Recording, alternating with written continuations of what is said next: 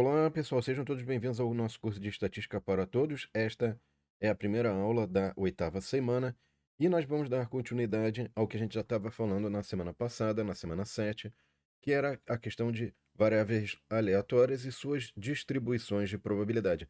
Portanto, esta semana é a segunda parte dessa temática. Se você não viu a semana 7, vai aparecer um card aqui em cima, veja lá os vídeos da semana 7, tá? Muito bem, pessoal. Então, o que que a gente vai fazer agora? A gente vai, nessa primeira aula, falar de alguns conceitos importantes que vão levar a gente a alguns equacionamentos também igualmente importantes, tá? Que a gente vai ver mais para frente. E dentro desses equacionamentos, a gente vai precisar dos conceitos de fatorial, combinações, e a gente vai dar algumas aplicações, é claro, desses conceitos, tá? Então, o conceito de fatorial é, na verdade, uma formalização matemática, pessoal, através de um símbolo, usando o símbolo de exclamação, né? E um número. Normalmente a gente identifica n para dizer que pode ser qualquer número, né? Então, e fala-se n fatorial. Então, n exclamação é n fatorial.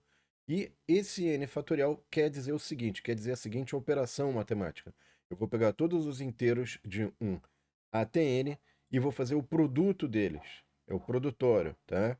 Então, se você preferir, a gente tem esse, está especificado aqui, né? N fatorial igual a n vezes n menos 1, vezes n menos 2, vezes n menos 3, vezes, vai fazendo, até chegar em vezes 2, vezes 1, tá? A gente para no 1 ali. E aí você pode se perguntar, poxa, mas e quanto que vai ser o zero fatorial? Zero fatorial, por definição, é igual a 1. Tá? Então, dito isso, a gente também pode definir o fatorial com uma relação recursiva. O que é uma relação recursiva? É uma definição em função dela mesma.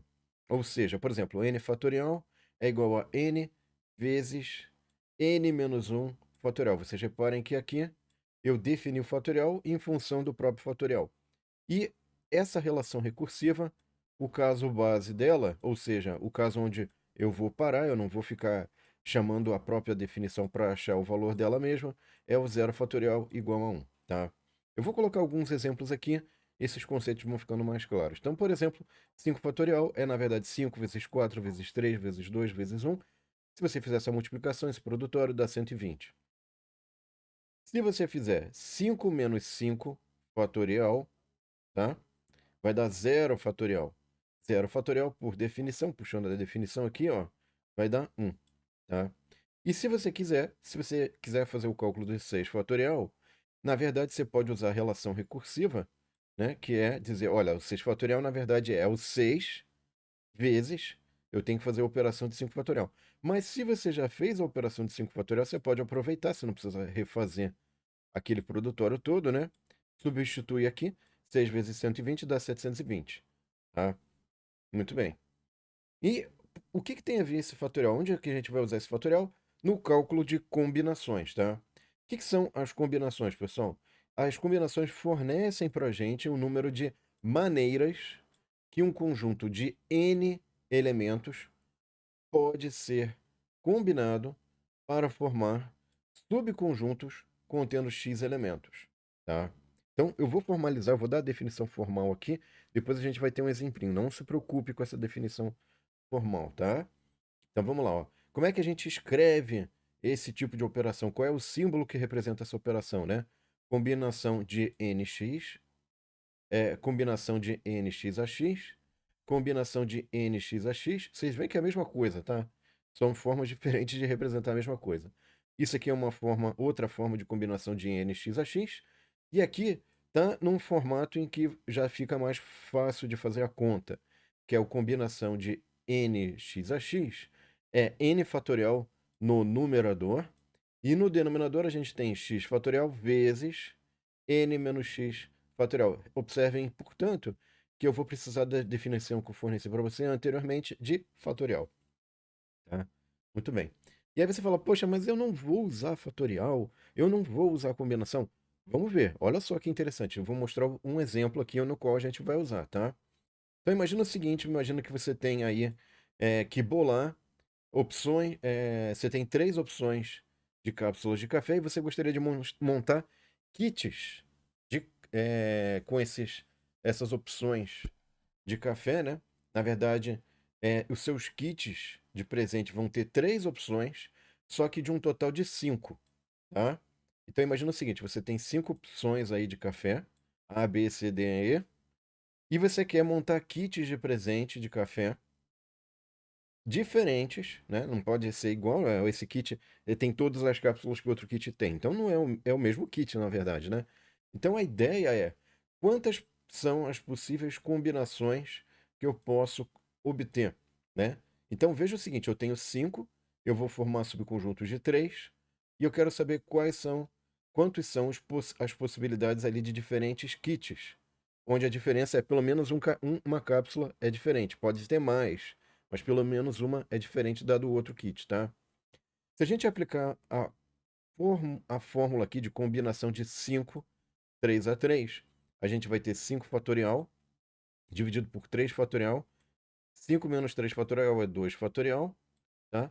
O 5 fatorial a gente poderia decompor em 4, 5 vezes 4 fatorial. Aí o 4 fatorial pode decompor em 4 vezes 3 fatorial, tá? 3 fatorial. Aí esse 3 fatorial a gente corta com esse 3 fatorial. Esse 2 fatorial é igual a 2, tá? Vai cortar com o 4 aqui, vai virar 2. Isso 5 vezes 2 dá 10, tá? E se você acha que realmente não dá 10 combinações, você pode fazer na mão, como eu fiz aqui. Então você pode estabelecer todas as combinações. O que que a gente tem aqui, ó? Por exemplo, ABC, ABD, ABE, tá? Depois você tem ACD, ACE, ADE, BCD, BCE, BDE, CDE, tá?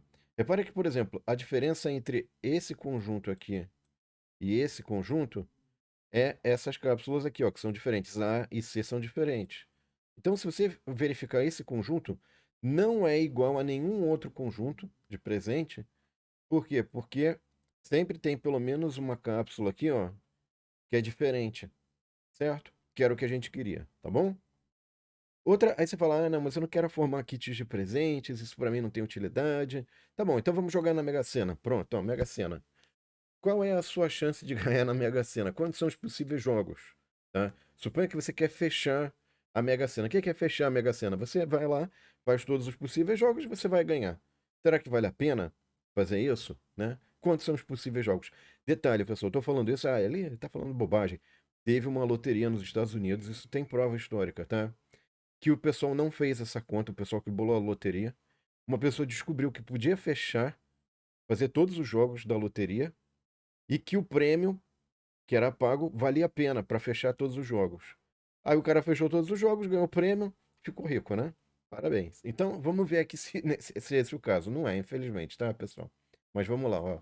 Então, quantas são as possíveis combinações da Mega Sena se 6 números são escolhidos a partir de 60 números possíveis, tá?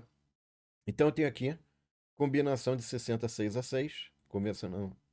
Vai dar 60 fatorial. E aqui você tem 6 fatorial. Então é combinação de 66 a 6. Por quê? Você tem que apostar em 6 números distintos, né? E cada combinação que você faz tem que ser diferente da outra, em pelo menos um número, tá? Assim como a gente fez do kit presente, agora a gente vai fazer para números, né? Então esse aqui é 60 fatorial dividido por 6 fatorial, 60 menos 6 fatorial, dá 54 fatorial. Tá aqui embaixo, tá? No denominador. E aqui o 60 fatorial, eu vou abrir ele até o 54 fatorial. Expandir ele até o 54 fatorial. Bom, aqui ó, eu vou cortar o 54 fatorial, já deu para perceber, né? E vou expandir o 6 fatorial. Fiz a expansão do 6 fatorial, tá? E conforme vocês podem ver, por exemplo, aqui eu posso eliminar. Isso aqui dá 60. Cortei 60. O 1 não tem diferença, né? Ficou 4 vezes 3, tá? E o que que você pode fazer? Você pode expandir o 58, vai aparecer um 3, ó. Você pode cortar esse 3.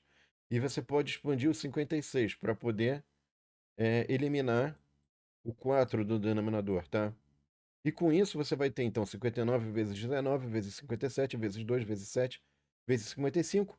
Isso dá mais ou menos 50 milhões de possíveis jogos de Mega Sena. Se, por exemplo, custasse R$ 1, não custa R$ 1, tá? R$ 1 fazer um jogo, com 50 milhões de reais você poderia fazer todos os jogos possíveis. Se o prêmio da Mega Sena fosse 1 bilhão, opa, uma oportunidade, né? Que nunca vai ter um prêmio de 1 bilhão, mas quando tiver, opa, temos uma oportunidade aí, tá? É isso, pessoal. Obrigado. Aí eu apresentei alguns conceitos importantes. Não esqueçam de curtir e compartilhar para que mais pessoas tenham acesso a esse conteúdo. E próxima aula, nós vamos usar esses conceitos numa distribuição de probabilidade chamada binomial. É isso, pessoal. Obrigado pela atenção. Abraço e até lá. Tchau.